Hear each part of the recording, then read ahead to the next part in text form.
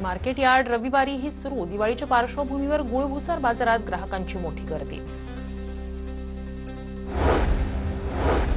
पुण्यात आयपीएस अधिकारी असल्याचं सांगून फसवणूक करणाऱ्या मायलेकीला अटक। बनावट ओळखपत्र दाखवून महागड्या चपला घेऊन मायलेकी झाल्या होत्या पसार। लष्कर पोलिसांनी दोघींना ठोकल्या बेड्या। मंत्री हसन मुश्रीफ यांच्या हस्ते ज्येष्ठ मराठी अभिनेते अशोक सराफ यांना संगीत सूर्य केशवराव भोसले स्मृती पुरस्कार प्रदान।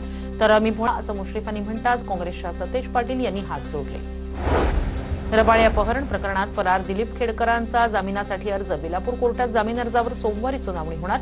मनोरमा खेडकर यांना 13 ऑक्टोबरपर्यंत न्यायालयाकडून अंतरिम जामीन।